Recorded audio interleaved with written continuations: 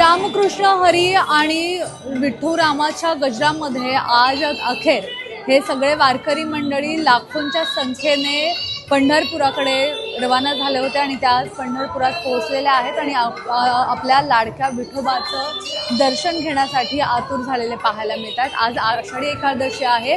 राज्यभरात अशाच पद्धतीने आषाढी एकादशी साजरी होती आणि विद्यानगरी म्हणजे पुणे शहरात सुद्धा अशाच पद्धतीने ज्या ठिकाणी विठ्ठलाचे मंदिर आहे तर त्या ठिकाणी जाऊन पुणेकर दर्शन घेताना पाहायला मिळतात। आपण आता पुण्यातील नवी पेठेत असणाऱ्या विठ्ठल मंदिरात आलेलो आहोत। इथे सुद्धा सकाळपासून पूजा अर्चा सुरू आहेत आणि सुंदर असं विठ्ठल आणि रुक्मिणीची जी मूर्ती आहे तर तिला सुंदर अशी सजावट करण्यात आलेली आहे।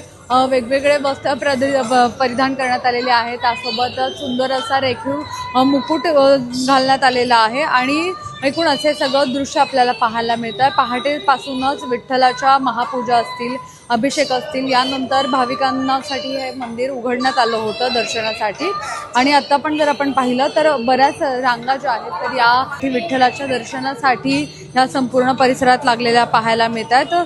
भाविक पहाटेपासूनच रांगेत उभे आहेत। पंढरपूरला ज्यांना जाणं शक्य होत नाही तर ते पुण्यात येऊन पुण्यातील वेगवेगळ्या मंदिरांमध्ये जातात, दर्शन घेतात आणि एकूणच विठ्ठलाचं दर्शन घ्यायचं यासाठी गर्दी आपल्याला या सगळ्या भागामध्ये पाहायला मिळते। फुलांची आकर्षक अशी सजावट असेल, त्यासोबतच विद्युत जे लाईट आहेत तर त्या माळा लावलेल्या आहेत, त्यासोबतच केळीच्या पानांची सुंदर अशी सजावट या सगळ्या भागामध्ये करण्यात आलेली आहे आणि विठ्ठल रुक्मिणीसोबतच संत तुकाराम महाराज असतील आणि संत ज्ञानेश्वर महाराज असतील तर यांच्यासुद्धा इथे पादुका ज्या आहेत तर त्या दर्शनासाठी ठेवलेल्या आहेत आणि एकूणच लहानांपासून मोठ्यांपर्यंत सगळ्यांकडूनच विठुनामाचा गजर करत, जयघोष करत या सगळ्या भागामध्ये दर्शनासाठी गर्दी झालेली पाहायला मिळते। सारसबाग इथलं विठ्ठल रुक्मिणीचं मंदिर असेल, त्यासोबतच आपल्याला माहिती आहे की पुण्यातील विठोबा मंदिर आहे तर त्या मिनी पंढरपूर म्हटलं जातं तर त्या ठिकाणी सुद्धा मोठी गर्दी आपल्याला पुण्यात पाहायला मिळते। जसं की ज्या पद्धतीने पंढरपूरला आज सकाळपासून पूजा अर्चा सुरू आहे, मुख्यमंत्री यांच्या हस्ते पूजा करण्यात आलेली आहे सपत्नीक आणि त्यानंतर